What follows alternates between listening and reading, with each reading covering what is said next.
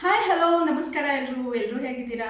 ಇವತ್ತಿನ ಬ್ಲಾಗ್ ಏನಪ್ಪಾ ಅಂತಂದ್ರೆ ಡೈಲಿ ಬೆಳಗ್ಗೆ ಬ್ರೇಕ್ಫಾಸ್ಟ್ ಮಾಡಬೇಕು ಏನು ಮಾಡಬೇಕು ಅಂತ ಅಂತಿರ್ತಾರಲ್ಲ, ಯೋಚನೆ ಮಾಡ್ತಿರ್ತಾರಲ್ಲ, ಅವ್ರಿಗೆ ತುಂಬಾ ಹೆಲ್ಪ್ ಆಗೋ ವಿಡಿಯೋ ಇದು. ಓಕೆನಾ? ಏನಪ್ಪಾ ಅಂತಂದ್ರೆ ಇವತ್ತು ನಮ್ದು ಉತ್ತರ ಕರ್ನಾಟಕ ಸ್ಪೆಷಲ್ ಆಗಿರೋ ತಾಲಿಪಟ್ಟು ಬ್ರೇಕ್ಫಾಸ್ಟ್ನ ಇವತ್ತು ನಾನು ನಿಮಗೆ ಶೇರ್ ಮಾಡ್ತಾ ಇದ್ದೀನಿ. ಸಿಂಪಲ್ ಆಗಿರುತ್ತೆ, ಹಾಗೆ ತುಂಬ ಕಡಿಮೆ ಇಂಗ್ರೀಡಿಯೆಂಟ್ ಯೂಸ್ ಮಾಡಿಕೊಂಡು ಇದನ್ನ ಮಾಡ್ಬೋದು. ಟಕ್ ಅಂತ ಒಂದು 10 ಮಿನಿಟ್ಸಲ್ಲಿ ನೀವು ರೆಡಿ ಮಾಡ್ಬೋದು. ಏನಪ್ಪಾ ಅಂತಂದ್ರೆ ಇವಾಗ ಡೈಟಿಂಗ್ ಮಾಡ್ತಿರ್ತಾರಲ್ವಾ, ಅವ್ರು ಕೂಡ ತುಂಬಾ ವೇಟ್ ಲಾಸ್ ಮಾಡ್ಕೊಳ್ಳೋಕೆ ತುಂಬಾ ಹೆಲ್ಪ್ಫುಲ್ ಆಗುತ್ತೆ. ಬಿಕಾಸ್ ಏನಕ್ಕಂದ್ರೆ ಇದರಲ್ಲಿ ನಾವು ಜೋಳ ಯೂಸ್ ಮಾಡ್ತಿರುತ್ತೆ, ಇದಕ್ಕೆ ಫ್ಯಾಟ್ನೆಸ್ ಏನು ಬರಲ್ಲ. ಓಕೆ, ಜೋಳ ಮತ್ತೆ ಉದ್ದಿನ ಕಾಳು ನಾವು ಇದಕ್ಕೆ ಯೂಸ್ ಮಾಡೋದು. ಆಮೇಲೆ ಸ್ವಲ್ಪ ಏನಪ್ಪಾ ಅಂತಂದ್ರೆ ಓಂ ಕಾಳು ಅಂದ್ರೆ ಅಜ್ವಾನ್ ಯೂಸ್ ಮಾಡ್ತೀವಿ. ಸೊ ಇದನ್ನ ಎರಡು ಕೆಜಿ ನಾವು ಜೋಳ ತಗೊಂಡ್ರೆ 1 ಕೆಜಿ ಉದ್ದಿನ ಕಾಳು ತಗೋಬೇಕು. ಸ್ವಲ್ಪ 1-2 ಸ್ಪೂನು ಅಜ್ವಾನ್ ಹಾಕಿ ಇದನ್ನ ಏನದು ಪೌಡರ್ ಮಾಡಿಟ್ಕೋಬೇಕು, ಅಂದ್ರೆ ಹಿಟ್ಟು ರೆಡಿ ಮಾಡ್ಕೋಬೇಕು. ಓಕೆನಾ? ಸೊ ಇದೊಂದು ಹಿಟ್ಟು ನಿಮ್ಮ ಮನೇಲಿ ಇತ್ತಂದ್ರೆ ಟಕ್ ಅಂತ ಬ್ರೇಕ್ಫಾಸ್ಟ್ ಗರಿಯಾಗಿ ತುಂಬಾ ರುಚಿಕರವಾಗಿ ಈಸಿ ಬ್ರೇಕ್ಫಾಸ್ಟ್ನ ಟಕ್ ಅಂತ ನೀವು ರೆಡಿ ಮಾಡ್ಕೋಬಹುದು. ಸೊ ನಾನು ನಿಮಗೆ ಸ್ಟೆಪ್ ಬೈ ಸ್ಟೆಪ್ ತೋರಿಸ್ತಾ ಹೋಗ್ತೀನಿ, ಬನ್ನಿ. ಇಲ್ಲಿ ನಾನು ಆವಾಗಲೇ ಹೇಳ್ದಂಗೆ ಜೋಳ ಮತ್ತು ಉದ್ದಿನಕಾಳು ಮಿಕ್ಸ್ ಮಾಡಿ ಬೀಸ್ಕೊಂಬಂದಿರೋ ಹಿಟ್ಟನ್ನು ನಾನು ಬಳಸ್ತಾ ಇದ್ದೀನಿ. ಹಾಗೆ ಹಸಿಮೆಣಸಿನ್ಕಾಯಿ ಪೇಸ್ಟು, ಈರುಳ್ಳಿ, ಕರಿಬೇವು, ಕೊತ್ತಂಬರಿ, ಹಾಗೆ ಸಾಲ್ಟು ಮತ್ತು ಹಿಟ್ಟು ಕಲಸೋಕ್ಕೆ ನೀರು ಯೂಸ್ ಮಾಡ್ತಾಯಿದ್ದೀನಿ. ನೋಡಿ, ಮೊದಲಿಗೆ ಈರುಳ್ಳಿ ಹಾಕಬೇಕು. ನಾನಿಲ್ಲಿ 1 ಬೌಲ್ ಈರುಳ್ಳಿ ತೊಗೊಂಡಿದ್ದೀನಿ. ಈರುಳ್ಳಿ ನೀವು ಎಷ್ಟು ಹಾಕ್ತಿರಲ್ವ ಅಷ್ಟು ತುಂಬ ಟೇಸ್ಟಾಗಿ ಬರುತ್ತೆ, ಫ್ಲೇವರ್ ಚೆನ್ನಾಗಿರುತ್ತೆ. ನಂತರ ನಾನಿಲ್ಲಿ ಕಟ್ ಮಾಡಿರೋ ಕರಿಬೇವು ಹಾಕ್ತಾಯಿದ್ದೀನಿ, ಕಟ್ ಮಾಡಿರೋ ಕೊತ್ತಂಬರಿ ಮತ್ತು ಕಟ್ ಮಾಡಿರೋ ಕರಿಬೇವನ್ನ ನಾನಿಲ್ಲಿ ಹಾಕ್ತಾಯಿದ್ದೀನಿ.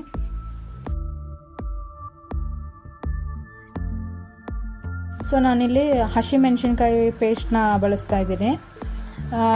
ನೀವು ಅಂದರೆ ನಿಮಗೆ ಖಾರ ಜಾಸ್ತಿ ಬೇಕಂದರೆ ನೀವು ಜಾಸ್ತಿ ಹಾಕೋಬೋದು, ಖಾರ ಕಡಿಮೆ ತಿನ್ನೋರು ಕಡಿಮೆ ಹಾಕೋಬೋದು, ನಿಮಗೆ ರುಚಿಗೆ ತಕ್ಕಂತೆ ನೀವು ಖಾರ ಹಾಕೋಬೋದು. ನಾನಿಲ್ಲಿ ಚಿಕ್ಕ ಸ್ಪೂನಿಂದ ಒಂದು 3 ಸ್ಪೂನ್ ಹಾಕೋತಿದ್ದೇನೆ. ನಂತರ ಇಲ್ಲಿ ನಾನು ಪಿಂಕ್ ಸಾಲ್ಟ್ ಬಳಸ್ತಾ ಇದ್ದೀನಿ. ಸಾಲ್ಟನ್ನು ನೀವು ರುಚಿಗೆ ತಕ್ಕಂತೆ ಹಾಕೋಬೋದು.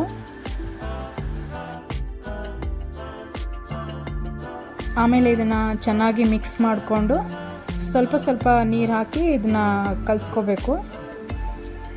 ಇವಾಗ ಚಪಾತಿ ಹಿಟ್ಟು ಹೇಗೆ ಕಲಿಸ್ಕೋತೇವಲ್ವ ಆ ಹದದಲ್ಲಿ ಇದನ್ನು ಕಲಿಸ್ಕೊಳ್ಳಿ.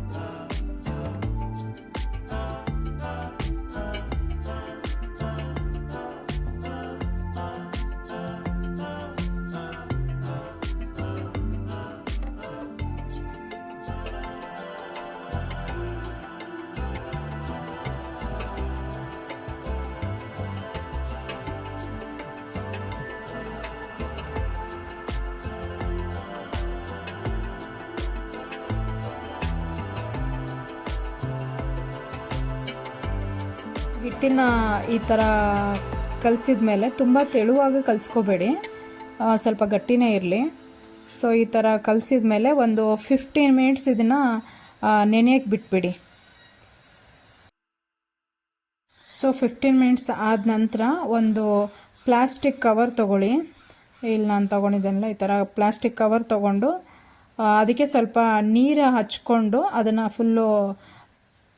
ಕವರ್ಸ್ ಫುಲ್ ಸ್ಪ್ರೆಡ್ ಮಾಡಿ, ನಂತರ ಸ್ವಲ್ಪ ಒಂದು 2-3 ಡ್ರಾಪ್ ಆಯಿಲ್ ಹಾಕ್ಕೊಂಡು ಅದು ಕವರ್ ಪೂರ್ತಿ ಸ್ಪ್ರೆಡ್ ಮಾಡ್ಕೊಳ್ಳಿ. ಈ ಥರ ಹಿಟ್ಟನ್ನು ಈ ಥರ ಉಂಡೆ ಥರ ಮಾಡಿಕೊಂಡು ಸ್ವಲ್ಪ ಕೈಗೆ ನೀರು ಹಚ್ಕೊಂಡು ಈ ಥರ ತಟ್ತಾ ಬನ್ನಿ.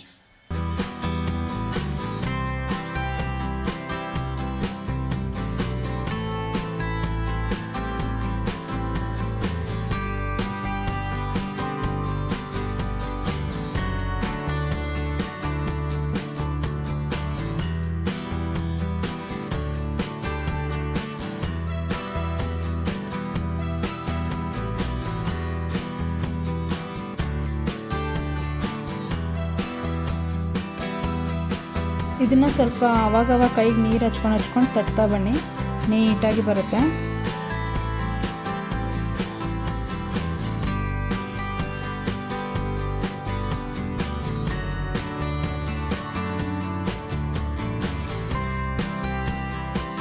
ಸೊ ಈ ಥರ ಕಂಪ್ಲೀಟಾಗಿ ತಟ್ಕೊಂಡ್ಮೇಲೆ ಸ್ವಲ್ಪ ಕೈಗೆ ನೀರು ಹಚ್ಕೊಂಡು ನೀವು ಹಂಚ ಮೇಲೆ ಹಾಕಬೇಕಾದ್ರೆ ಸ್ವಲ್ಪ ನೀರು ಹಚ್ಕೊಂಡು ಕೈಗೆ ಅದನ್ನು ಹಾಕಿದರೆ ನೀಟಾಗಿ ನಿಮಗೆ ಕೈಗೆಲ್ಲ ಅಂಟ್ಕೊಳ್ಳಲ್ಲ. ನೀಟಾಗಿ ನೀವು ಹಂಚ ಮೇಲೆ ಹಾಕ್ಬೋದು. ನೋಡಿ ಇಷ್ಟು ಈಸಿಯಾಗಿ ಬಂದ್ಬಿಡುತ್ತೆ. ತವಾಗೆ ಸ್ವಲ್ಪ ಎಣ್ಣೆ ಹಾಕಿ ಆಮೇಲೆ ತಾಲಿಪಟ್ಟನ್ನ ಹಾಕಿ, ಆಮೇಲೆ ತಾಲಿಪಟ್ಟು ಹಾಕಿದ್ಮೇಲೆ ಸುತ್ತಲೂ ಸ್ವಲ್ಪ ಎಣ್ಣೆ ಹಾಕಿ ತುಂಬ ಕ್ರಿಸ್ಪಿಯಾಗಿ ಗರಿ ಗರಿಯಾಗಿ ಬರುತ್ತೆ.